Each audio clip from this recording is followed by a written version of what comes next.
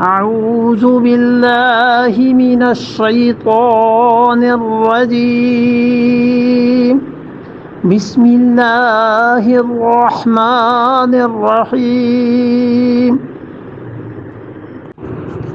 واذكروا إذ جعلكم خلفاء من بعد عاد وبوأكم في الأرض تتخذون من سهولها قصورا وتنحتون الجبال بيوتا فاذكروا آلاء الله ولا تعثوا في الأرض مفسدين. یہ آبادیاں تھیں ان کی عربوں میں، اور وہاں پر بہت چیزیں جو اللہ نے انہیں دی تھیں اس کا اب ذکر اس آیت میں شروع ہوتا ہے. ارشاد فرمایا کہ وَاذْكُرُوا، حضرت صالح علیہ السلام نے کہا کہ یاد کرو اِذْ جَعَلَكُمْ خُلَفَاءَ مِن بَعْدِ عَادٍ، جب اللہ نے تمہیں نائب بنا دیا عاد کے بعد. آبادی میں نائب بنایا ہے، یہ پہلے بھی بات گزر چکی، اس کو خیال رکھیے گا کہ ایسے نہ کوئی سمجھے کہ جس زمین پہ قوم عاد تھی پہلے سمودیوں تمہیں اس زمین میں رکھا ہے، یہ نہیں، بلکہ آبادی حضرت نوح علیہ السلام کے دور میں تھی، پھر جب وہ تباہ ہو گئی تو پھر قوم عاد کو آباد کیا، عاد کے بعد سمود والوں اب تمہیں خدا نے اس زمین میں ہی بسایا. جو پہلی قوم تھی وہ عراق کے قریب قریب، دوسری جو تھے وہ یمن میں، تیسرے اب جو تم آئے ہو تو یہ اب تبوک کا موجودہ حصہ، اور اس میں خدا نے تمہیں ان کے بعد بھیجا ہے، اس دنیا میں تمہیں آباد کیا ہے. وَبَوَّأَكُمْ فِي الْأَرْضِ، اور اللہ نے کیا کیا ہے اس کے ساتھ ساتھ زمین میں بَوَّأَكُمْ ٹھکانہ دیا ہے تمہیں. یہ سب خدا کے انعامات کو یاد کرو کہ ایک قوم کے بعد تمہیں خدا لایا ہے، زمین میں اللہ نے تمہیں ٹھکانہ دیا ہے. مفسرین نے اس سے یہ ثابت کیا ہے اور اس سے استنباط کیا ہے کہ کسی آدمی کو ٹھکانہ مل جائے زمین میں یہ اللہ کے انعامات میں سے ہے. کسی کو مکان مل جائے، کرائے سے نکل جائے، اللہ تعالیٰ اپنا گھر دے دے، زمین دے دے، یہ خدا کا بہت بڑا انعام ہے. نبوت کی زبان نے قوم کو بتایا ہے کہ تمہاری قوم کو آزادی ملی اور پورا ملک خدا نے دے دیا ہے، یعنی اللہ نے آزادی دی ہے اس بات کی کہ تم بسو اور رہو اور کوئی چیز تمہارے لیے پریشان کن نہیں. تتخذون، تم کیا کرتے ہو، بناتے ہو، من سہولہا، اس نرم زمین سے. سہول نرم، سہل سے نکلا، سہل کا لفظ استعمال ہوتا ہے نا، سہیل. سہیل اصل میں تو عرب کہتے تھے اس ستارے کو جو بہت قریب سے نظر آ جاتا تھا، اور عربوں کے ہاں سہیل اس ستارے کو کہتے تھے. وہ کہتے تھے جب یہ طلوع ہوتا ہے ستارہ تو اس موسم میں چمڑے میں خوشبو پیدا ہو جاتی ہے. موسم کا حساب ستاروں سے کرتے تھے نا. تو سہول، سہل، سہیل یہ ایک ہی طرح کی چیزیں. نرم زمین یا ہموار زمین، ہر طرف پہاڑ تھے، خدا نے درمیان میں تمہیں وادیاں دے دی، نرم زمین ہے، اور اس سے کیا کرتے ہو، قصورن، تم محلات کو بناتے ہو. یہ بھی دلیل لکھی ہے مفسرین نے کہ اس کا مطلب یہ ہے کہ کوئی آدمی بڑے محلات بنائے یہ اس کے لیے جائز ہے، بشرطے کہ مال حلال کا ہو اور فضول خرچی نہ ہو، خام خواہ بغیر کسی وجہ کے نہ بناتا پھرے، اس کی ضرورت پیش آ جائے. بڑے مکانات، پختہ مکانات، کوئی حرج نہیں. اور انہوں نے ایک دوسرا انعام خدا کا یہ ذکر کیا، اور پھر کہا وَتَنْحِتُونَ الْجِبَالَ بُيُوتًا، وَتَنْحِتُونَ، اور تم تراشتے ہو، الجبال پہاڑوں کو، بیوتا گھروں کے لیے، گھر بنانے کے واسطے تم پہاڑوں کو تراشتے. حضور اقدس صلی اللہ علیہ وسلم اس زمانے تک جب یہ آیات نازل ہوئی ہیں تبوک میں اس جگہ پہ نہیں گئے تھے. اللہ نے فرمایا ہے، اور پہاڑ تراشنا پورے کے پورے.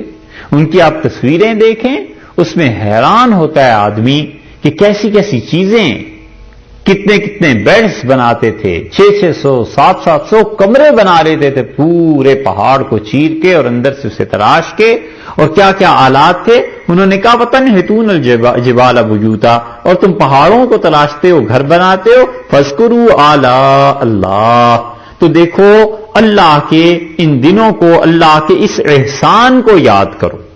اعلیٰ کا مطلب احسان، اللہ کے اس احسان کو یاد کرو. یہ آیت پیچھے انہوں نے بھی کہی ہے نا، حضرت ہود علیہ الصلوۃ والسلام کے تذکرے میں بھی آئی تھی نا. کون سی آیت ہے وہ؟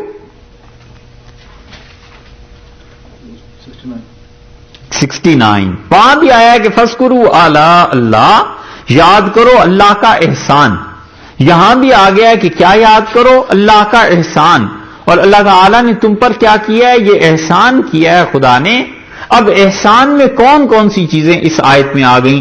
اگر آپ گنیں تو ایک پہلا احسان تو یہ ہوا کہ جعلکم خلفاء من بعد عاد، عاد کی قوم کے بعد تمہیں خدا نے خلیفہ بنایا. ایک، بواکم فی الارض، زمین میں مکان دیا، ٹھکانہ دیا. دو، تتخذون من سہولہا قصورا، اور تم وہاں پر ہموار زمین پر محلات بناتے ہو. تین، وتنحتون الجبال بیوتا. چوتھی چیز یہ کہی کہ تم پہاڑوں سے اپنے گھروں کو تراشتے ہو، پہاڑوں کو تراش کے گھر بناتے ہو.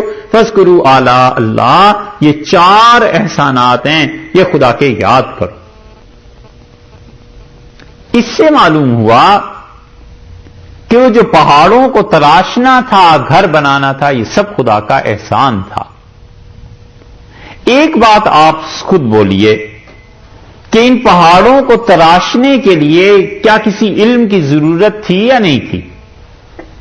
یا کوئی ہتھوڑی چھیننی لے کے چڑھ جاتے ہوں گے ایسے ہی کاٹنے توڑنے پیٹنے؟ تھی کوئی ضرورت کسی علم کی؟ کون سا علم؟ Engineering, geology. بالکل ٹھیک ہے، کیونکہ ایسے پہاڑ کو سوچتے دیکھتے ہوں گے نا کہ کون سے پتھر ہیں، اس کو تراشے گئے، کہیں بھربھرا تو نہیں ہے، کہیں ایسے تو نہیں کہ گر پڑے. جیالوجی بھی اور انجینئرنگ بھی. اور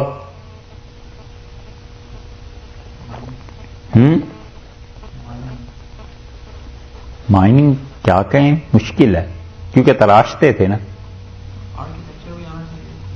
آرکیٹیکچر بھی آنا چاہیے. بالکل ٹھیک ہے، نقشے بناتے ہی ہوں گے، اس کے بغیر کیسے ہو سکتا ہے؟ اور ہیں ہوا کیسے پہنچتی ہوگی؟ یہ تو دیکھنے سے تعلق رکھتی ہوں گی چیزیں. یہ تو کوئی سعودیہ کا ویزا لے، ان سے کہے کہ بھئی یہ چیز دیکھنی ہے، وہاں جا کر آدمی دیکھے ساری چیزیں. روشنی کا انتظام ہے جی، جی وہاں بھی ہیں آثار. آج آگے آتی بات. اور میتھ بھی تو آتا ہوگا، میتھمیٹکس بھی تو آتا ہوگا، ریاضی. ان سارے علوم کو اللہ نے یہاں کہا ہے کہ اس کا احسان ہے. دیکھا کہ بس یہ ثابت کرنا تھا کہ جو لوگ یہ سمجھتے ہیں نا کہ یہ دنیاوی علوم تو کوئی چیز ہی نہیں جی. اچھے سے اچھا ڈاکٹر، انجینئر، اللہ جانے کیا اسے دورہ پڑ جاتا ہے کہ جب وہ دین کی طرف آتا ہے وہ کہتا ہے بس اب تو ترقی نہیں کرنی اپنے فیلڈ میں، بس اب میں دن رات بیٹھ کے اللہ اللہ کروں، عربی پڑھ لوں، تفسیر پڑھ لوں، حدیث پڑھ لوں. یہ چیزیں، یہ خدا کا احسان نہیں ہے. اللہ نے ان علوم کو اپنا احسان یہاں قرار دیا ہے. یہ دلیل ہے اس بات کی کہ دنیاوی علوم میں بھی جس علم میں آدمی کو مہارت ہو، اللہ کا شکر ادا کرنا چاہیے کہ اللہ نے یہ احسان کیا ہے مجھ پہ، ایک چیز خدا نے دی اور اس چیز میں ترقی کرے، اس چیز کو بڑھائے. کیونکہ جتنا اس کو بڑھائے گا، دنیا میں ہزاروں انجینئر پائے جاتے ہیں، مسلمان صحیح معنی میں انجینئر کم ہے.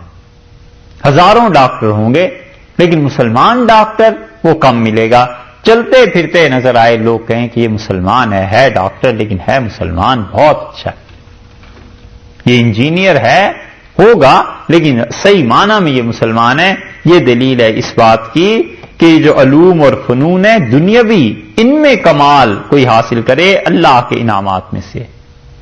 اس لیے جو لوگ بھی دین میں آ کے، جو لڑکے، جو بچے نئے نئے جوان ہوتے ہیں اور وہ کہتے ہیں ہمیں دنیا کو نہیں پڑھنا، یہ چیزیں نہیں پڑھنی، ان کی دو درجات ہو جاتے ہیں.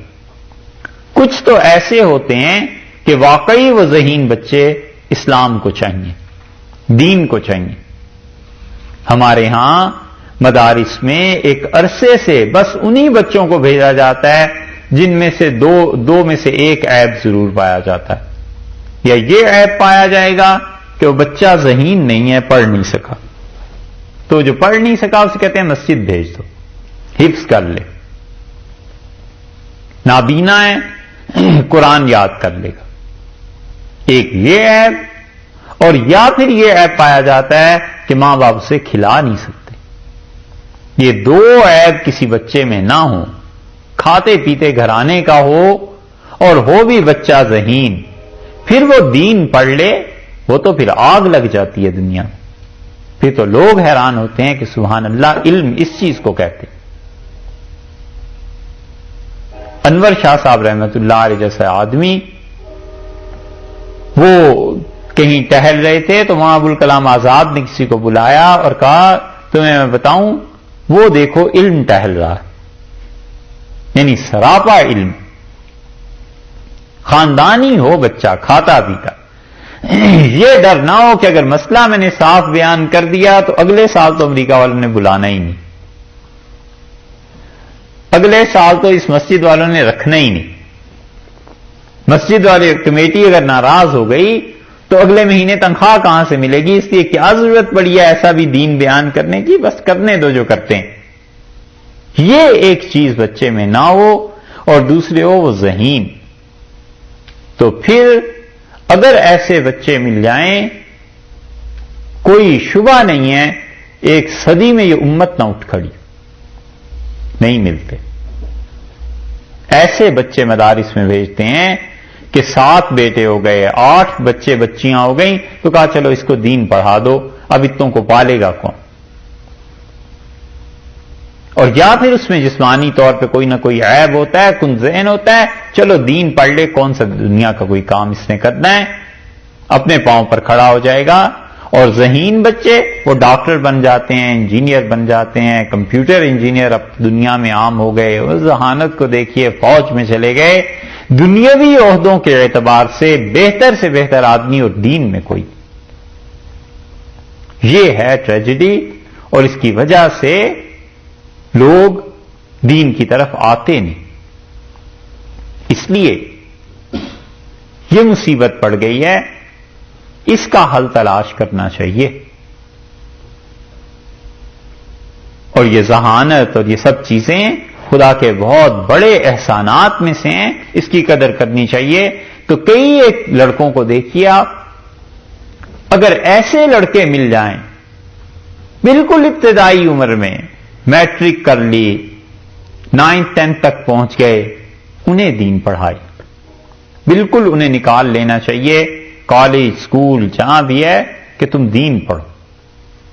اگر اس میں ذہانت ہے بچے میں اور گھر سے کھاتا پیتا ہے، وہ دین پڑھے، وہ جتنی کالج میں محنت کرتا ہے، 8 گھنٹے 10 گھنٹے ایکسٹرا کلاسز لیتا ہے، وہ جب تفسیر اور حدیث پڑھے گا تو پھر پوری رات یہاں بھی مطالعہ کرے گا، اسے جستجو ہوگی کہ کسی طرح اس پرابلم کو سالو ہونا چاہیے، یہ مسئلہ حل ہونا چاہیے۔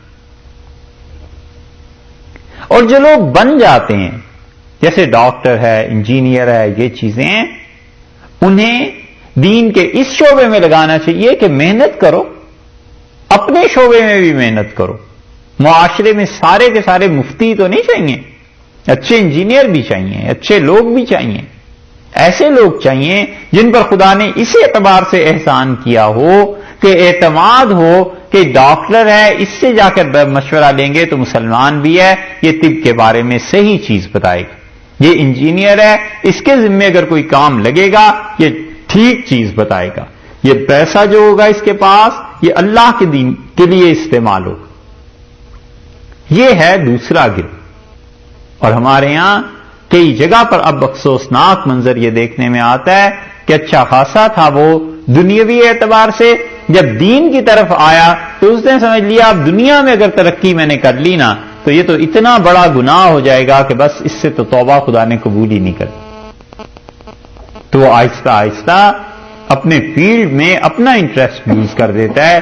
یہ نہیں کرنا چاہیے۔ اللہ نے احسانات یہاں بھی گنے ہیں اور وہاں بھی دیکھا تھا دوسرے پارے میں۔ نبی علیہ الصلوۃ والسلام کے زمانے میں علم میں اس سے بڑھ کر کوئی آدمی نہیں ہوا کرتا. حضرت موسیٰ علیہ الصلوۃ والسلام شریعت کے صاحب علم تھے. خضر علیہ الصلوۃ والسلام تکوینیات، خدا کی دوسری جو جہان ہے اس کے تھے.